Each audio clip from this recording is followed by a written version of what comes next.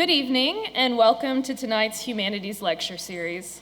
I'm Sally Utek, Acting Director of the Hall Center, which organizes this event. If you enjoyed tonight's lecture and would like to offer support to ensure our public programs thrive, I would like to make you aware of the Friends of the Hall Center brochure in your program. Each year, the Friends provide crucial funding for the center, 100% of which goes directly towards supporting programming. If you have any questions, please talk to any Hall Center staff member or to any of the many friends who are in our audience tonight. It's our great pleasure this evening to bring you Terrance Hayes, National Book Award-winning poet and recipient of a MacArthur Genius Award. A professor at the University of Pittsburgh, Terrance is author of 5 books of poetry and has been called one of the most compelling voices in American poetry. Our guest will take questions after his talk if you would make your way to one of the 2 microphones in the aisles.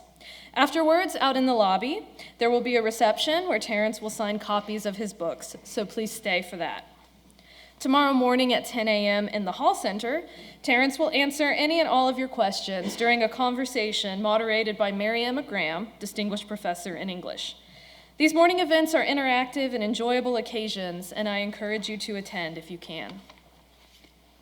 I've asked one of Terrance's fellow poets, Megan Kaminsky, to introduce him tonight.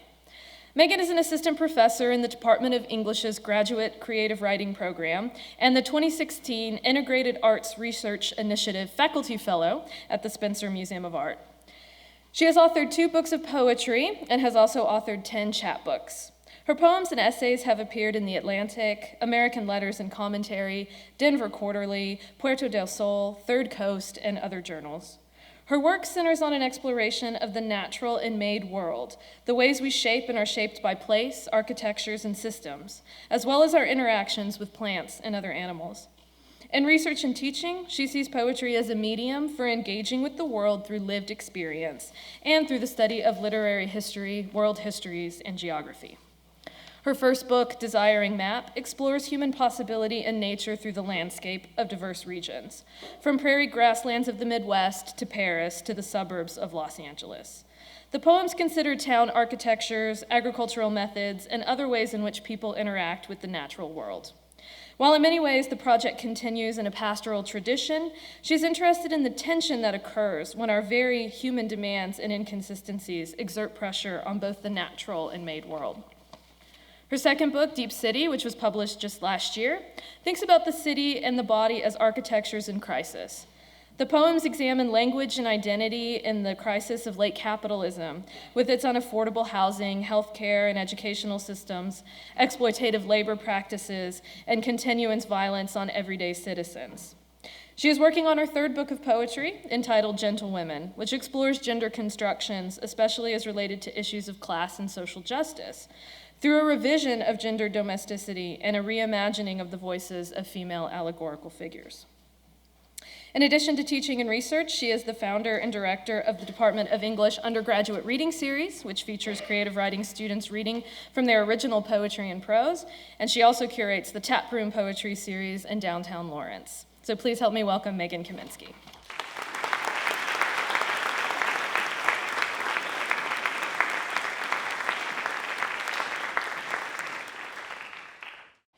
Thank you, Sally. Is this good? I'm close enough? Okay. Hello and welcome. This is my second time in this room this week.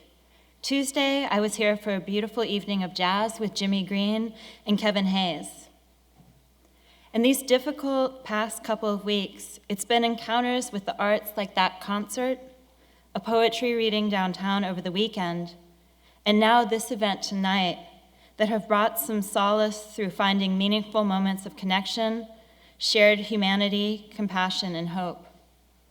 And it's my great privilege tonight as a representative of the greater arts community at the University of Kansas and in Lawrence to welcome Terrance Hayes. I'd like to thank the Hall Center for continuing to support the arts in our community here, expanding it in our conceptions of what is possible through events like this. Poetry can be a place where people come together to envision a new world and new possibilities. A place where we can question and explore and better understand ourselves and our relationship to the larger world. a place that fosters hope for a better tomorrow and fights against injustices today. Terrance Hayes' writing does all of these things. His latest book, How to Be Drawn, is radically inventive, politically charged, and lyrically beautiful. The poems take on forms from the traditional lyric to charts and lists and Q&As, and draw inspiration from a wide range of artistic sources, from the Wu-Tang Clan to Vladimir Mayakovsky to Jenny Holzer, as well as inquiries into personal and collective histories. This book can teach us how to be drawn, but it also reveals to us how to live. But you don't have to take my word for it. The MacArthur Foundation has said, Terrance Hayes is a poet who reflects on race, gender, and family in works marked by formal dexterity and a reverence for history and the artistry of crafting verse. Employing an almost improvisational approach to writing, Hayes conjoins fluid, often humorous wordplay with references to popular culture, both past and present, and a subversion of canonical poetic forms. And from Cornelius Eady, first you'll marvel at his skill, his near pitch-perfect pitch, his disarming humor, his brilliant turns of phrases. Then you'll notice the grace, the tenderness, the unblinking truth-telling just beneath his lines, the open and generous way he takes on our world. Terrance Hayes is one of the most compelling voices in American poetry. He is the author of 5 books of poetry. His latest book, How to Be Drawn, was finalist for the 2015 National Book Award in Poetry, the 2016 National Book Critics Circle Award, and received the 2016 NAACP Image Award for Poetry. Lighthead, winner of the 2010 National Book Award in Poetry, is his most innovative collection and investigates how we construct experience, presenting the lightheadedness of a mind trying to pull away from gravity and time. The citation for the National Book Award described it as a dazzling mixture of wisdom and lyric innovation.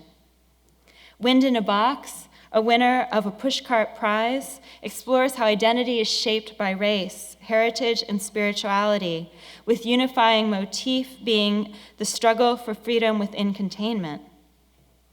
His second book, Hip Logic, won the National Poetry Series and was a finalist for the Los Angeles Times Book Award and runner-up for the James Lawlin Award from the Academy of American Poets.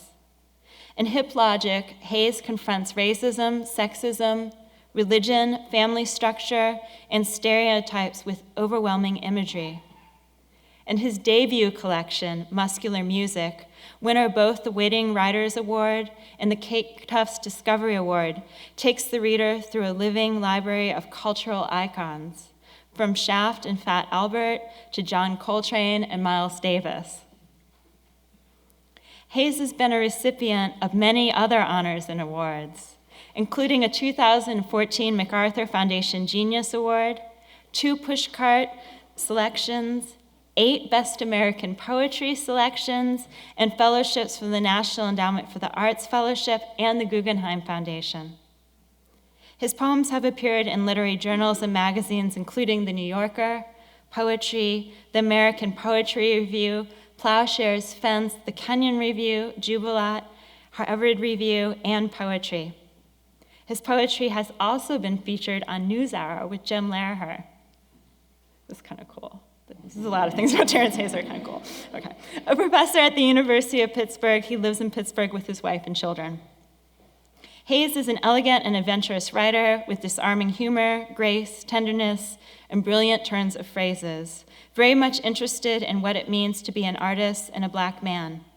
He writes, "There are recurring explorations of identity and culture in my work, and rather than deny my thematic obsessions, I work to change the forms in which I voice them. I aspire to a poetic style that resists style.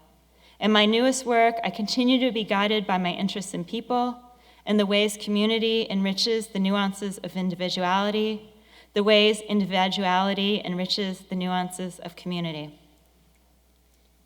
It's my honor to introduce this brilliant and exciting poet.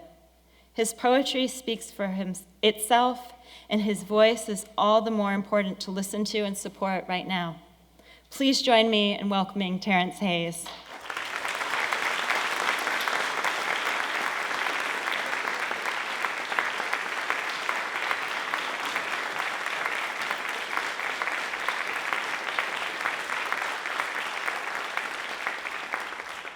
All right, thanks. Girl, that was a long introduction. This sounds like I write about the same thing all the time. So yeah, I'll read a little bit. Actually, I'm not sure. I was like, okay, we'll see if I'm gonna read like crazy, weird poems or like straightforward poems. So I guess I'll do some mix of it. But you know the most exciting thing that happened to me today is that in my hotel, I looked out my window and I saw a bookstore. So I was like, wow, an independent bookstore. And then I looked and right around the corner, there was another bookstore. That's crazy. I'm serious. That used to be normal, but it's not anymore. So I was like, okay, good. This is good. I wasn't sure about Kansas, but you got bookstores, so you're doing something right. All right. So yeah, I just actually have How to Be Drawn up here, and what I will tell you is all I ever really care about. I say this all the time, and you know, if you've been to any of my readings, you know it's true. But if you haven't, you think I'm making this up. But I really only care about like the last thing I wrote, you know? Like by the time the book is out there, this isn't great for my publisher, but I will read from the book. But I'm mostly just thinking about like a few new things that I need to try out. So that means they could be terrible. I never end on something I've never tried before. But I am always trying to work towards those. So that does kind of inform what I read. Oh, let me put my timer on here. So like I'll go through the book, but I was thinking about a few things that I should read just to kind of see what transition I can make to like what I'm doing now, which is always, I think, a little bit different than what is in the books or what you might expect if you've read the books. All right, so this is just it's like, oh, you know what, should I read? I was also deciding, should I be funny tonight? I just haven't been feeling funny for like the last 10 days or so. You know, so I was like, do I have any humorous poems? I do, usually. This is the first poem, What It Looked Like. Dear old dirty bastard, I too like it raw. I don't especially care for Duke Ellington at a birthday party. I care less and less about the shapes of shapes because forms change and nothing is more durable than feeling. My uncle used the money I gave him to buy a few vials of what looked like candy after the party where my grandma sang in an outfit that was obviously made for a West African king. My motto is, never mistake what it is for what it looks like. My generosity, for example, is mostly a form of vanity. A bandana is a useful handkerchief, but a handkerchief is a useless ass bandana. This only looks like a footnote in my report concerning the party. Trill stands for what is truly real, though it may be hidden by the houses just over the hills between us, by the hands on the bars between us. That picture of my grandmother with my uncle when he was a baby is not trill. What it is the feeling felt seeing garbage men drift along the pre-dawn avenues. A sloppy, slow rain taking its time to the coast. Milquetoast is not trill, nor is bouillabaisse. Bakushan is Japanese for a woman who is beautiful only when viewed from behind. Like I was saying, my motto is never mistake what it looks like for what it is, else you end up like that Negro Othello. Was Othello a Negro? Don't you lie about who you are sometimes and then realize the lie is true? You are blind to your power, brother bastard, like the king who wanders his kingdom searching for the king. And that's okay. No one will tell you you are the king.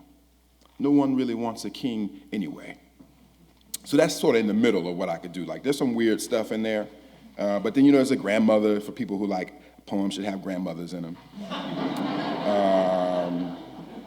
And then there's like, there's some weird stuff in there. And then there's like even weirder like stuff in the basement, like King Lear stuff that I would never say. But I'm doing that because I'm working my way towards, some sonnet. So there's a little Shakespeare for you. But there's also some ODB. Not everybody gonna know. I don't know if the same people who know ODB are gonna know that I was alluding to King Lear in there. Y'all get the King Lear. If you got a college degree, especially in English, you should know. Okay. So that's the first one. Here's the second one. This is the deer. Usually when I read it, I talk about like the muscadine. I don't know if muscadines grow in Kansas, but they do in the South. And they're little berries. And my favorite thing to say, it's going to be true any day now, is that, if they sold them at Whole Foods, you would buy them. But actually, where I grew up, they would just be like little weeds on the side of the road. So that's what they are, these little berries. The deer. And Pataskala is just the name of a town in Ohio. And I don't actually know how close I was to Pataskala when I saw this little deer get hit one time. But I knew I was going to put Pataskala in a poem because it's Pataskala. So, the deer. Outside Pataskala, I saw the deer with the soft white belly, the deer with 2 eyes as blind as holes. I saw it leap from a bush beside the highway, as if a moment before it leapt, it had been a bush beside the highway. And I saw how if I wished it, I could be the deer, a creature bony as a branch in spring. And when I closed my eyes, I found the scent of muscadine, the berry my mother plucked Sundays from the roadside where fumes toughened its speckled skin and seeds slept suspended in a mucus thick as the sleep of an embryo. It is the ugliest berry along the road, but chewed, it reminded me of speed. And I saw, when I was the deer, that I didn't have to be a deer. I could become a machine with a woman inside it, moving at a speed that leaves a stain on the breeze and on the muscadine's flesh, which is almost meat, the sweet pulp a muscadine leaves when it's crushed in the teeth of a deer or a mother, for that matter, or her child, waiting with something like shame to be fed a berry uglier than shame. Though it is not like this for the deer, it is not shame because the deer is not human. It is only almost human when it looks on the road and leaps, covering at least 30 feet in a blink, the deer I cannot be, the dumb deer, dumb and foolish enough to ignore anything that runs but is not alive, a trafficking machine filled with a distracted mind and body, deadly and durable enough to deconstruct a deer when it leaps, I'm telling you, like someone being chased. I remember a friend told me how, when he was 8 or 9, a half-naked woman ran to the car window crying a man was after her with a knife. But his mother locked the doors and sped away. Someone tell him his mother was not a coward. That's what he thinks. Tell him it was because he and his little brother were in the car that she would not let the troubled world inside. It was no one's fault. The mind separated from the body. I could almost see the holes of her eyes, the white fuzz on her tongue, the raised bud soft as a bed of pink seeds, the hole of a mouth stretched wide enough to hold a whole baby inside. I could almost see its eyes at the back of her throat. I could definitely hear its cries. Don't ask me what that one means. But this is the first time I'm reading this since, I was hanging out.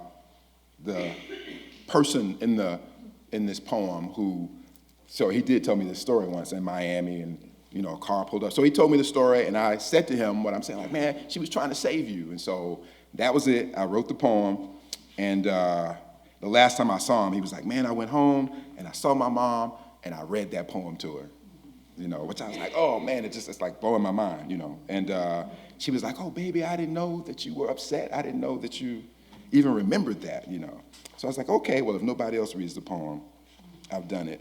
But then a little while later, after he had a few drinks, he was like, don't write no more damn poems about me. I was like, all right, okay. I'll let you know if I'm gonna put you in a poem again. I didn't put his name in it, but so I think he was torn. Okay, let's see. Maybe I'll move to the second. So here's something weird. Wig frastic. This maybe will get you a little bit ready for some of the stuff to come. I ain't gonna tell you nothing about it, except that it's about wigs. Wig frastic. Sometimes I want a built-in scalp that looks and feels like skin, a form of camouflage protection against sunburn and frostbite, horsehair that covers the nightmares and makes me civilized. Somebody slap a powdered wig on me so I can hammer a couple sentences like Louis XIV, small and bald as a boiled egg, making himself taller by means of a towering hairpiece resembling a Corinthian column, or maybe a skyscraping kid with no play wig, worn by someone playing NWA at a penthouse party with no black people.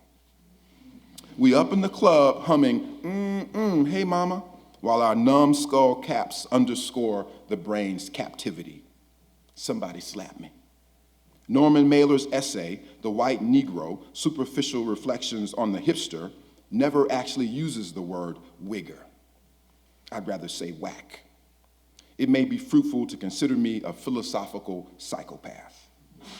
We clubbing in our wigs of pleas and longing. The ladies wear wigs of knots, knots of knots, would nots, do nots, cannots. Wigs dipped in dye swirl on their scalps, off their scalps, sides of scalps, their center parts and irrigated plaits. Flirty bangs dangle below a bow clip of sparkle. A lady places her bow about face to place her face in place, which is a placebo of place. Her face is a placebo. Let's wear ready-made wigs, custom-made wigs, hand-tied wigs, and machine-made wigs. No Negro can saunter down a street with any real certainty that violence will not visit him, wrote Mailer. Bullets shout through the darkness. Dumb people are dangerous. Calamity pimps come out of the woodwork and start to paddle their own canoes. This was a white dude's response to the death of Martin. Let's beat that apathy wig right off him. Let's get higher than God tonight, like the military wives of imperial Rome, smiling on the blonde and red-headed wigs cut from the scalps of enemy captives. Somebody slap me. We awash in liquor, watching the coils curl, the curls coil, the coils coil, the curls curl on the girls.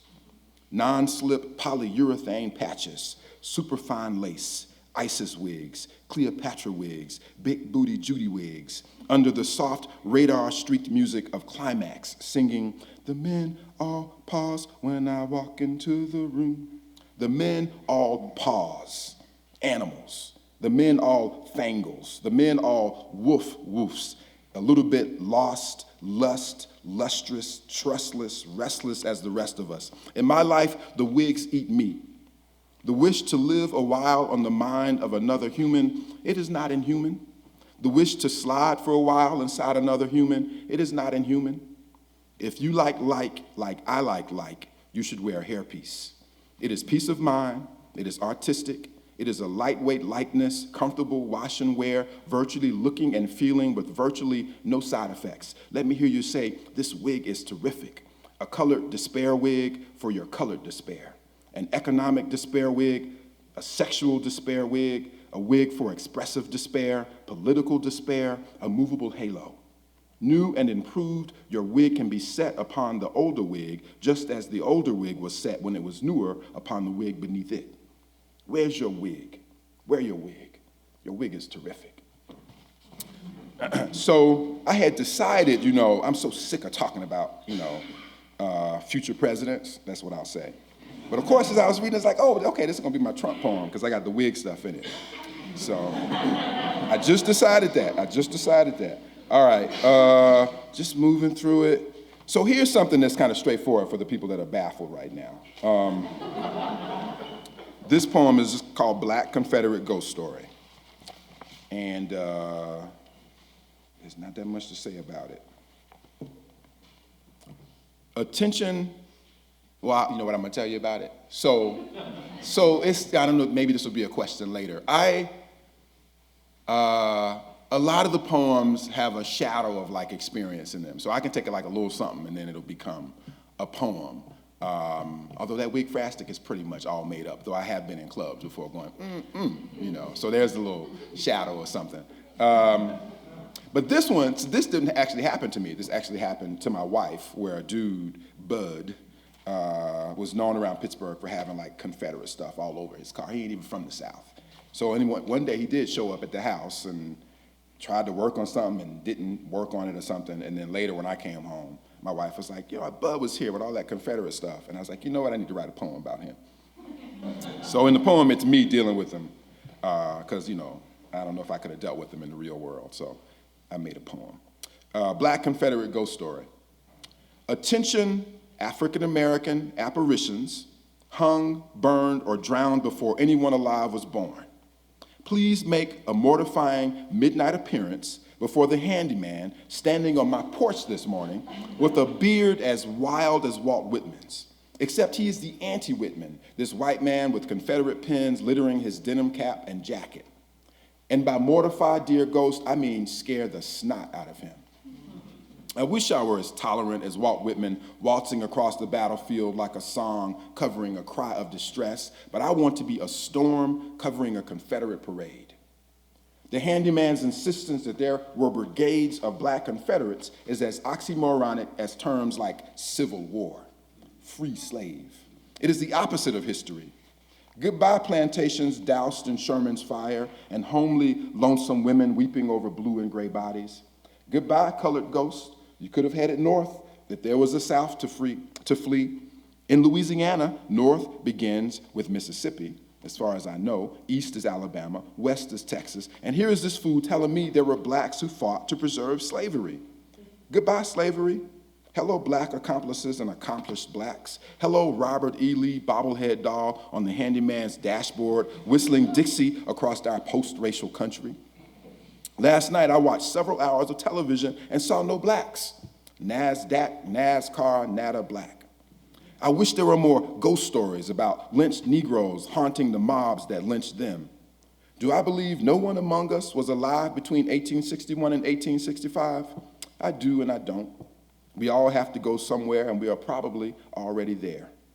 I know only one ghost story featuring a brother in Carrollton, Alabama, dragged to the center of town in a storm for some crime he didn't commit. As he was hung, lightning struck a window on the courthouse he's been haunting ever since. Attention, apparitions. This is a solicitation very much like a prayer. Your presence is requested tonight when this man is polishing his Civil War relics and singing good old rebel soldier to himself. Hello, sliding chairs. Hello, vicious whispering shadows. I'm a reasonable man, but I want to be as inexplicable as something hanging a dozen feet in the air. See, now y'all understand that one. Here, maybe two more from the book, and then I'll try out some of this new stuff, and then if it's more time, I guess I'll finish with something else in the book. I do like a long sentence. If I just think about like daily practice, when it just comes down to like, I gotta write something every day just to stay in shape, one of my kind of default things, in addition to the sonnet, which we'll talk about, is just like to see how long a sentence can go. And sometimes it works. That Dear poem was actually, you could kind of hear it structurally. It was pushing to be one long sentence, and then when I stopped, I really did think about the story, and I just thought, okay, well, I'll break the rule and I'll make a new kind of section to the poem. But this one, How to Draw an Invisible Man, is, and there's a few in the book. Actually, there's always one or two in every book because I try it so much. This one is Ralph Ellison, if you know The Invisible Man, and in it, there's some stuff about the novel and also some stuff about him and his personality, but But essentially, I was just trying to ride this sentence. How much could I ride this sentence before I came to a stop sign? How to draw an invisible man. And then, when Ralph Ellison's corpse burst open, I discovered his body had been hoarding all these years a luscious slush, a sludge of arterial words, the raw and unsaid pages with their plots and propositions, with their arcs of intention and babbling, with their mumbling streams and false starts and their love and misanthropic thrust, tendons of syntax unraveled from his bones and intestinal cavities, the froth of singing, stinging, stinking ink, reams of script fraught with the demons, demagogues, and demigods of democracy, demographies of vague landscapes, passages describing muddy river bottoms and elaborate protagonists crawling through a foliage greener than money in America before America thought to release anyone from its dream. The monologues, one who is unseen speaks, burst suddenly from Ralph Ellison's body. And because I mean to live transparently, I am here, bear with me, describing the contents, the fictions envisioned by Emerson and immigrants, the dogmas, aboriginal progeny, scholastic recriminations, dementia, jubilee, hubris in Ralph Ellison, Duke Ellington's shadow, a paragraph on the feathered headdress of Marcus Garvey. Some of it was pornography. Some of it alluded to Negroes who believe educating black kids means teaching them to help white people feel comfortable. Some of it outlined the perks of invisibility, how we are obliged to eschew the zoo, the farm animals. It had something to do with captivity, flayed in the clinical light. The notes printed on the underside of his flesh were reversed, but readable, mirrored in the metal of the medical table. And I wanted to print it all properly in a posthumous book in the name of prosperity and proof the genius we believed he'd wasted had been waiting all these years for a simple death sentence to break free. So it is hot up here, but that's why I had that line about the handkerchief, because I do carry a handkerchief and because I do run hot all the time. So let me see here. How about this is going to try to set us up, and then I'll just decide like how much we can carry, like with the stuff that's not in the book yet. So this poet, Wanda Coleman, died a couple of years ago, and she was a spectacle, is what I like to say about her. You know, she was big, and she wore like these gazelle glasses, and her hair, it wasn't actually like dreadlocks. It was more like, almost like, Lisa Simpson. It would just be like coming out almost like a star shape, and she had an affinity for like leopard skins and stripes and polka dots, but she was a hell of a poet. So one of the things she did, though, that I feel like I'm the only person that thought was wondrous, was that she would write these poems called American sonnets. And I wish I had one to read to you right now, but I don't, because I ain't got no phone and nothing on me. But so anyway, if you look her up, they show up in her books. And so I thought, while she was alive, actually, and we were friends, although you had to kind of pass a couple of tests to be friends with her. So we were friends. But I sent her this one, so it's just called American Sonnet for Wanda C. But I started thinking about it again lately, and because my poems have gotten really long, I didn't want to bring you too many long poems, but I have a poem that's like 1,200 words long. I was like, okay, that's too much. I need to stop. So I thought, I'll just write sonnets. And it just sent me back to this. So it doesn't scan, if that means anything to you. I think you can graduate without knowing how to scan a poem. But it is playing around with like rhyme. So like the end clamped and claims, and then calm, and then calamity, and then claiming, and then calamity, and then calmly. Or are and her and here and hair and here and her and hurt. So that's really what I'm messing around with, although in the more recent stuff I dispensed with that. But what I love is just like the American sonnet, the idea of an American sonnet versus a Shakespearean sonnet, if you know what I'm talking about, or a Petrarchan sonnet, or even a Miltonic sonnet. Milton has a kind of sonnet form too. So I was like, okay, cool. What does an American sonnet look like? Anyway, so let me read this one. As I said, I gave it to her before she passed, although it does sound kind of like an elegy at this point. American Sonnet for Wanda C. Who knows, I know, why all those lush-boned, worn-out girls are whooping at where the moon should be, an eyelid clamped on its lightness. Nobody sees her without the hoops firing in her ears because nobody sees. Tattooed across her chest, she claims, is "Bring me to where my blood runs." And I want that to be here, where I am her son, pent in blackness and turning the night's calm loose and letting the same blood fire through me. In her balm hair, shells full of thunder. In her mouth, the fingers of some calamity, somebody foolish enough to love her foolishly. Those who could hear no music weren't listening. And when I say it, it's like claiming she's an elegy. It rhymes because of her with effigy. Because of her, if there is no smoke, there is no party. I think of you, Miss Calamity, every Sunday. I think of you on Monday. I think of you hurling hurt where the moon should be and stomping into our darkness calmly. All right, so that's also fairly straightforward, although, like I said, some other stuff's going on. So I won't end with these because, as I said, I don't know what they'll do. But I do have, I think I got some other stuff to end with instead.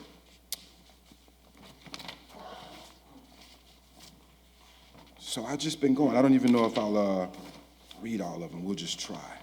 Here's the first two. So it's called, so far I got like 6 of them. American Sonnets from My Past and Future Assassin. Probably twilight makes blackness dangerous darkness. Probably all my encounters are existential jambalaya, which is to say, a nigga can survive. Something happened in Sanford, something happened in Ferguson and Brooklyn and Charleston, something happened in Chicago and Cleveland and Baltimore and most everywhere in this country. Probably someone is prey in all of our encounters. Probably blindness has a chewed heart in its belly. Probably twilight makes blackness darkness. And a gate. Probably the dark blue skin of a black man matches the dark blue skin of his son the way one twilight matches another. Probably all of our encounters are existential jambalaya, which is to say, can a nigga survive? Would you rather have happiness or freedom? Pain or boredom? Would you rather hitch your rotten rope to a wagon or hitch your rotten wagon to a leash? After blackness was invented, people began seeing ghosts. When my father told me I was among God's chosen ones, he was only half bullshitting. Probably each twilight is as different as a father is from his son. Something happens everywhere in this country, every day. Someone is praying, someone is prey. Probably blindness has a chewed heart in its belly or a gate opening upon another gate. So that's 2. I'm just kind of going through them. They don't have like numbers or anything. Probably ghosts are allergic to us. Our uproarious breathing and ruckus, our eruptions, our disregard for dust, small worlds unwhirl in the corner of our house after death. Our warriors, weirdos, anti-heroes, our sirs, sires, our sires, sidewinders and winos, whiners and wonders become dust. I know a few of the dead. I remember my sister's last hurrah. I remember the horror of her head on a pillow. For a long time, the numbers were balanced, the number alive equal to the number in graves. After a long time, the bones become dust again, and the dust, after a very long time, becomes dirt, and the dirt becomes soil, and the soil becomes grain again. This bitter earth is a song clogging the mouth before it's swallowed or spat out. They don't seem to want it, but they wanted it. They don't seem to want it, but they won't admit it. They don't seem to want admittance. They don't seem to haunt admission. They don't seem to want it, but they haunted it. They don't seem to haunt it, but they haunt it. They don't seem to get it, but they got it. They don't seem to buy it, but they sell it. They don't seem to want it, but they wanted it. They don't seem to pray, but they predators, my past and future assassins. They don't seem to pray, but they full of prayers and ghosts. They don't seem to want it, but they wanted it. They don't seem too haunted, but they haunted. Probably blindness has a chewed heart in its belly. My sister became a ghost to happiness, freedom, pain, boredom, and the ghost destroyed my beloved. When I came to, men were dragging her upstairs. They wore reddened gloves. She was asleep, but her eyes were open and encrusted with starlight residue and oozing dust. It looked like any minute she might burst into cloud. She might slip through their rubber fingers like glitter. If they rubbed her vigorously enough, I thought she might ignite. They were not knights. They were not doctors or poets. They were not savages or shadows. The words I would use to describe the men would require 5 or 6 months of revision to get right. No one loves a song that's only 10 seconds long, or 10 seconds old, or made of one note. No one loves a one-word poem or blindness. Pure old heart, poor old heart, I've grown tired of talking to you. This bitter earth is an existential jambalaya clogging the mouth. I remember my sister's last hurrah. Probably someone is prey in all of our encounters. Probably twilight makes blackness dangerous, sadness, old heart, dear poison. She was asleep, but her eyes were open. It was a kind of blindness. She joined the black people I've grown tired of losing. They were going upstairs together, all the dead from parts of Florida, Ferguson, Brooklyn, Charleston, Cleveland, Chicago, Baltimore, everywhere. Would you rather hitch your rotten whiteness to a wagon or hitch your rotten wagon to blackness, my sweet past and future assassin, my sweetness, sweetness, sweetness? All right, so I don't know. We'll see what happens there.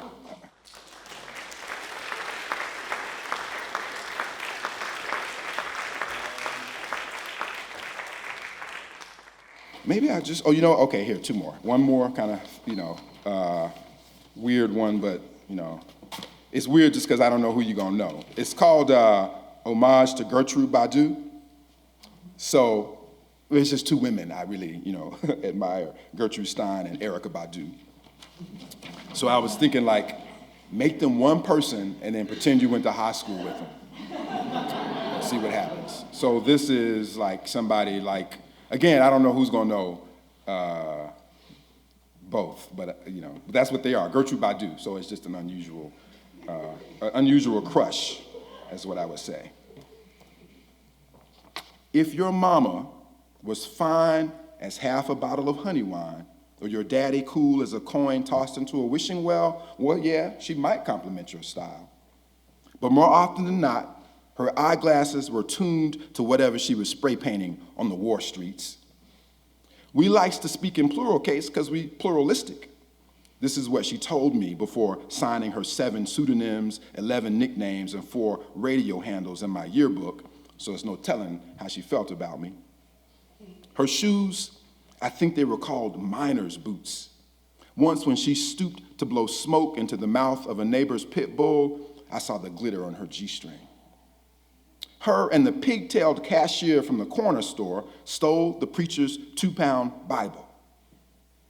She ain't speak nothing but verbs like hush, go, stop to priest, and anyone else peddling so-called myth science. Her and the girl with the head of freckles broke into the Mickey D and the Joanne Fabric, the Asian back rub parlor, and then left all the goods on the lawn of our high school principal. You know what you call someone who wins by cheating? She asked me later that day. A winner. No one lives in adult movies, she used to say. If I recited all the laws of the Gnostics, she promised to kiss me in some mysterious way on some even more mysterious part of my longing. She told me trombone was always the word of the day. And also, anytime one finds oneself facing oneself in a mirror, One must say to the mirror, you don't know shit about me. She used to say, you can't be free, trapped in a body.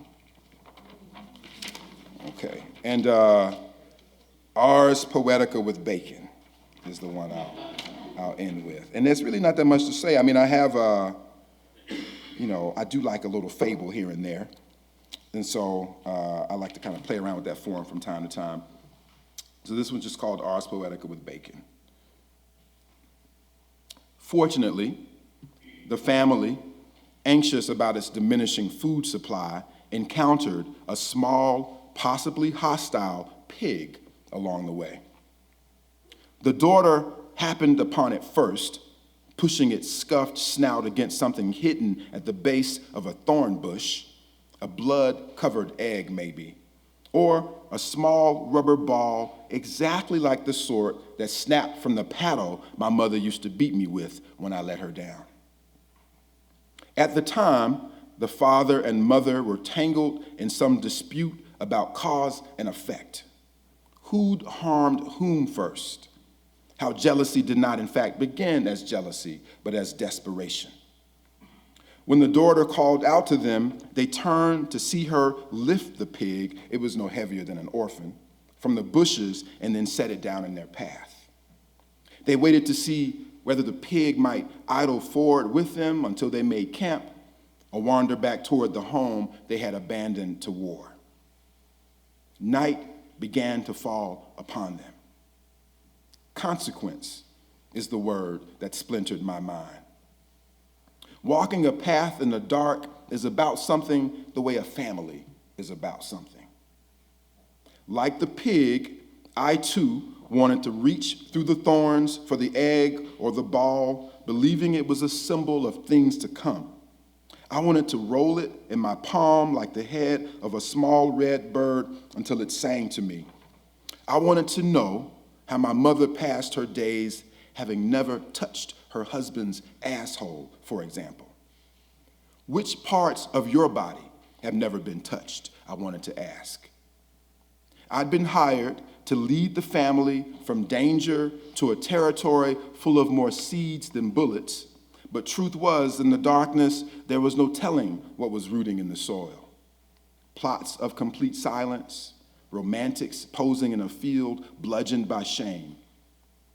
The heart, biologically speaking, is ugly as it pumps its passion and fear down the vein. Which is to say, starting out, we have no wounds to speak of beyond the ways our parents expressed their love. We were never sure what the pig was after, or whether it was in fact not a pig, but some single-minded soul despair had turned into a pig, some devil worthy of mercy.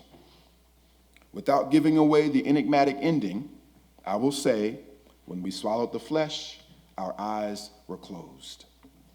How about we stop there, y'all?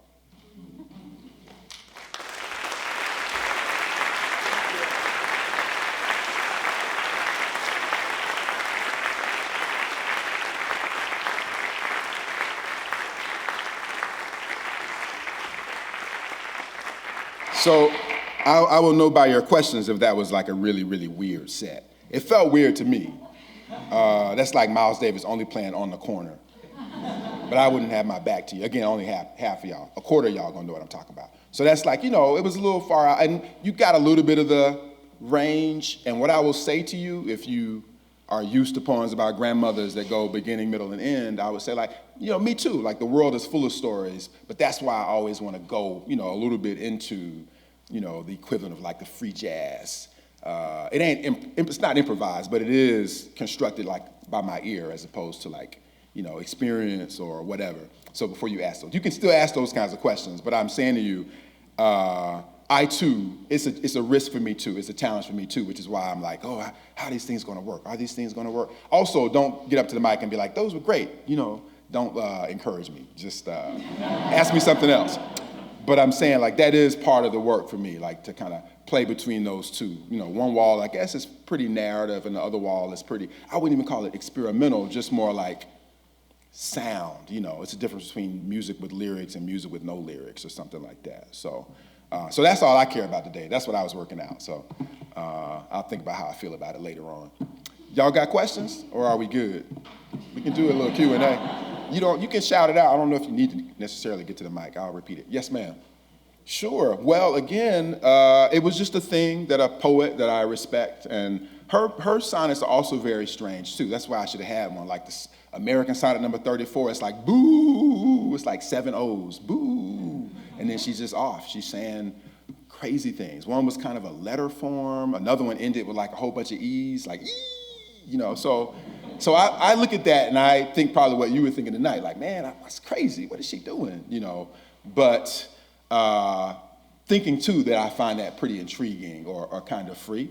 So it was her, and that was sort of what she did. I think for me, I'm thinking of them as like little boxes where I can put sound inside. So the thing that's kind of most interesting to me, as I'm still sort of in the water of those poems, is just like probably, like all those B's and the L's, probably, not maybe. That's not as interesting a word to me, but probably.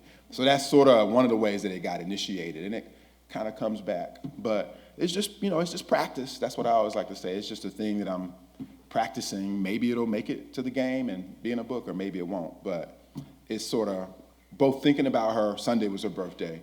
I had already started them. I didn't like write these in this. I do not write poems quickly like that. But so I'd already been thinking about her, and what it was called actually is what I'll say. It was just called For My Past and Future Assassin. And then I was thinking about her on Sunday because it was her birthday and realizing that they are all sonnets. So I was like, oh yeah, I'm still doing, she's still an influence. So I call them American sonnets for anyone who knows what she did or what she does, they'll understand the relationship. But other people would just see them as, weird American sonnets, which would also be true. Yeah, So one of my favorite dudes is Lucian Freud. And so if you know, Lucian Freud is like Sigmund Freud's grandson, or was. He lived to be pretty old, but the way I would describe him is that he liked bodies, which is why he had like at least 14 kids from a bunch of different women, which is actually connected to the poem that I did not bring you. But this is sort of working it out. So I like his work, so it starts with that. And his paintings, if you don't know him, you should look him up. It's like if Van Gogh was just gonna paint bodies. So the paint is on the canvas like that. Not as kind of vibrant. He likes like fairly realistic flesh tones, but it's a lot of paint, And so I was always interested in him, and I was like, what about Lucian Freud? So I knew this story from a documentary. I probably watched it 10 years ago, of someone talking about him liking to be beat up, going to places and getting beat up by younger dudes. And so he was maybe in his 60s. And so I was thinking about like, what would he do to cause a younger guy to lay him out, which is what had happened in this scenario, and then what would he be thinking about when that happened? So the poem is called like Lucian Freud Pussy Excerpt. So you can kind of guess what it's about. It's like maybe he calls the dude that, and then the dude hits him, and then while he's laid out, because he's got some kind of weird sexual perversity. He's related to Freud, so that just gave me a license to really like play with that. And maybe it's not quite done. You don't want to that's like dynamite. You don't want to bring a poem with pussy in it if it ain't quite finished. So I thought, well, let me work on that a little bit longer, make sure I believe it before I bring it out. But that's not the last, one of they seem to want it, but they wanted it. That part of the American Sonnets is probably the newest thing in this batch. But right before that, I was working out that Lucian Freud thing. But it's just playing with the word. Like, he calls some dude that, and then the dude's beating him up, and he's, obsessing over stuff, hallucinating. So we'll see what happens with that. But that's also, like a persona poem I like, so it's in his voice. I do like to, pretend to be other people because it allows me to say, pussy. Like, I can't say it, but Lucian Freud can. So, I find personas very useful from time to time. So I guess what I'm saying to you is that it does start in just basic appreciation, like see Rothko and be like, oh, that's cool, Rothko, why did he kill himself? And then that kind of spiraling, it's usually connected to like personality, but I only get there by virtue of the work first. You know what I mean? And I guess I can't say that it's really mapped out that way clearly, but I'm less likely, I think, to do a purely ekphrastic poem, a poem about art, so much as like let it trigger something else. So like the Wigphrastic poem is There's a painter, an artist named Ellen Gallagher, and she has a series of wigs, but you wouldn't necessarily know that. I mean, in the poem I say it's for her, but again, my relationship to art is that it triggers more art as opposed to like me trying to kind of honor it or write about it in a really kind of like straightforward way, if that makes any sense. So yeah, but I read it, I follow it, I keep up with it, and so it's a constant source of, those kinds of ideas. Yes, sir. The other poem, you mean the poem I have, Postcard from Okama. Yeah, it's in like Wind in a Box. There is a postcard. I mean, that's what it is. So he might be on the bridge with the people who posed when the mother and the son got lynched. But I didn't know his dad was actually from there. I didn't know his father. So that means I guess he was a bit of a rambler, Woody Guthrie, but okay, cool. Yeah. So yeah, I mean, you only need a little bit of information. I mean, I guess if I connect that to the body of work, as I said a moment ago, even in my own work, sometimes it's just a shadow of an experience. Because I feel like if I'm going to be really, really accurate, I should be writing something else. You know what I mean? So the photograph sort of triggers that. And the same thing, like the question is like, what is the spirit of that town when that's in its history? So that's a fairly basic, maybe you call it philosophical, I just call it like a basic question about, something. Do you know what I mean? So I don't ever, unless I feel like I need more triggers like that, I don't necessarily feel like I have to do like deep, deep research. But I did, look up a little bit about the town because I was like, well, let me make sure it's still there because maybe it got wiped off the earth. And then I was like, oh, that's what I'm gonna do in my poem. It's gonna be wiped off the earth. So again, just allowing for that world to kind of be as open as it can be, even if it's sometimes the shadow of a real world or the thread of history, is there.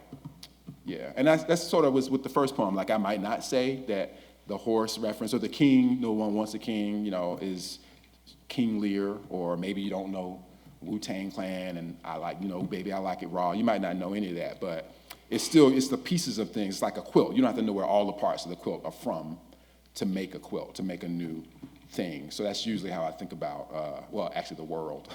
That's how I think about everything I encounter as possibly being part for something, to make something new with. Yeah. Anything else, y'all? Did you repeat the poem? Which poem? Oh, the Wanda Coleman poem? Which one did you pull up? This ain't even the best one. She's got one. This is good, but she's got another one called Sonnet 50. Okay, but I'll read this one though. But you'll see, again, you can hear like her just following sound pretty much. Sonnet 35. It's like a turkey sound. I heard her read it one time. She's like, boo, whatever you think a turkey would do.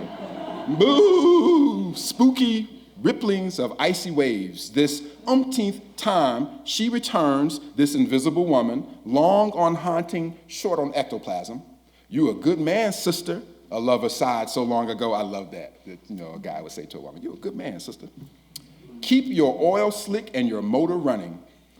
Wretched stained mirrors within mirrors of fractured webbings like nests of manic spiders reflect her ruined mane. Rue wiggles, remorse squiggles, woe jiggles bestride her.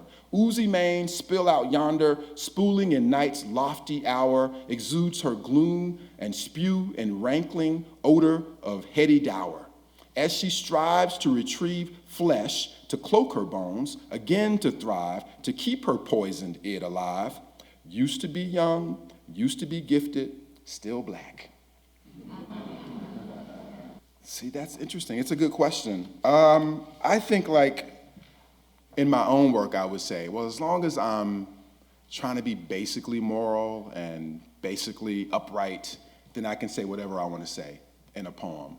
But I also include that with my sort of role as a citizen.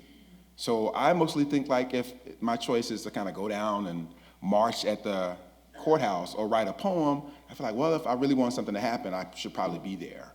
Because the writing a poem is, it's a different kind of like eternity. But I sort of feel like, well, being a citizen means doing something. So I'm saying I separate those two things out. That gives me the ability to say like, well, it's okay if my poem doesn't change the world because I still vote and I still speak out and I still go and do things, which is part of my citizen. Like I am an artist, but I also think in order to be free as an artist, I actually have to be engaged in my non-art life.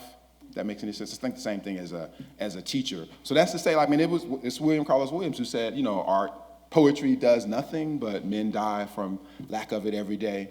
So I think like that's a complicated statement, but it's kind of true. But that's freedom, though. That's like existential. The fact that it's an absurd undertaking gives you so much freedom to do what you want to do. Do you know what I mean? Like, why censor yourself in a poem? Who cares about poems? You should say what you want to say, do what you want to do. But then when you get up, you know, you do have to go, do something. Because the image that I have, and I said this somewhere last week, is like, well, sometimes it seems like it's enough just to be within arm's length. I think that's important. That's what classrooms are like. That's what churches are like. Like, that's what this is like. We're all arm's length from each other. We see each other, and that's really good. But, you know, the world could be burning outside. So I do think at some point you have to kind of turn around. You do have to go face it. So I don't think art is an escape from the world, and it is an escape, you know, because it's art. Do you know what I mean? So I feel like the work that you have to do is more than just making art if you're really trying to affect change. But if you're not, you can do art. You can only do art. But if you have those kinds of questions, then I do think you have to show up in a real way. You know, you can't like write a letter and say, here's a really well-written letter about, you know, why I couldn't show up at the march. You know what I mean? Like, yeah, you're welcome. Yeah, I think one enables the other. Yes, ma'am. Okay, well, thanks. Two good questions. The first part is a question that usually I think framed by my parents, which is, I was strange, but I didn't know it until I was in my 20s, because they just would talk about me behind my back, my parents. So they let me, you know, they just let me be me. So I did read, and, you know, but I also went outside and I played basketball, so there was no real problem there. I mean, I probably read and drew more, but because I still, you know, did sports, they were fine. You know, it was like in the 5th grade, they started like, hey, you got to get outside. So the best thing they did, and this is a weird thing, you know, as a parent, was like they didn't encourage me, but they also didn't discourage me. So I found that like whatever I did was going to be okay because of them. But I didn't really think that much, even about like whether I was writing or painting or singing or whatever else, because there just didn't seem to be any difference. I was just making stuff, you know what I mean? And so even into college, I wrote stories and I wrote poems and did stuff, but I just didn't think that it was like I am a poet or I am a writer or I am a singer. And so even as a teacher now, I say that to my students, like, don't get caught up on like how do you scan a sonnet. Like if you think of it as a little box and then dump some stuff down into it, you know, just leave yourself some parameters, but not to get too caught up in what it is that you're doing or what it is that you should be. And so I was just lucky that way in terms of like my household. It wasn't like, you know, college educated or anything, but I think they must have thought, I would say now, that I was smart so I could just, you know, I would be okay. So that's kind of what I say to my daughter who's looking at schools. Like, oh, you know, wherever you go, you'll be fine because, you know, you're you. And that was sort of how I felt growing up. But it was just maybe incidental. I don't know. But I think of it as a positive now. And it is a thing that I, you know, whether I'm painting or writing, I just sort of say, well, as long as I'm making something, regardless. That's what I was saying about the practice thing and the poems. Like, I'm making it, that's why it's the most important thing to me. Even if it's not going to be in the New Yorker or it's not going to be in a book, the idea that I've made it, it's like showing up is really the key activity. So, yeah. Sure, that's a good question too. Well, it's in the title. Like the difference between like Black Confederate Ghost Story, where it's like I'm asking the ghost to do something, haunt this dude, so he'll be like, oh, you know, Black people, history, I have to reconcile it. So there's that. But then like sonnets, if you know what the sonnet is, it's a love form. It comes from the troubadours. It's what you write to your beloved, but it's for my past and future assassin, you know. So I always go back and forth because I'm like, whether it'll end up being a plural or a singular, I like it as like it does something about like time travel, for it to be a singular assassin who has killed me in the past and may kill me again in the future, right? So that includes everything. And it's in the poem, hence the shout outs to places where Black men have been killed, but it also has like, you know, personal losses inside of it. But the point that I'm trying to make is like, it is also ultimately a gesture towards empathy, because it's a sonnet for my assassin, you know what I mean? So to me, that would be a very different frame of mind if I think about like a guy who's sort of foul and writing a poem to call him out, and then trying to write a poem about a thing that's happening and saying like, well, I know the way to go right into the front door of that subject, and saying that that's important, but also just as an artist trying to figure out how to make it, more nuanced. That's in addition to just like the sound stuff that's going on in it. But so that would be me, and then it's a sonnet. That too is just like, well, I know I'm obsessed with race, and obviously people are being killed, and I want to talk about that, but I'm also saying, do I want to walk straight at it?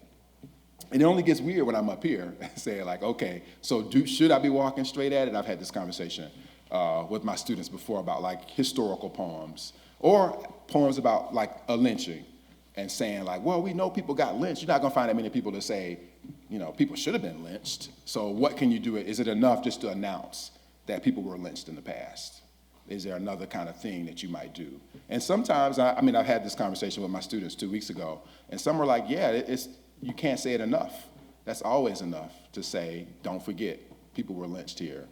And then others are like, well, yeah, there's probably other kind of challenges that evolves that subject or accounts for that subject as a question in 2016. And I think both of those are kind of right. But my natural thing is to not want to do the same thing twice. So I'm usually trying to figure out some other way to kind of, play the tune in a different way. Yeah. Thank y'all.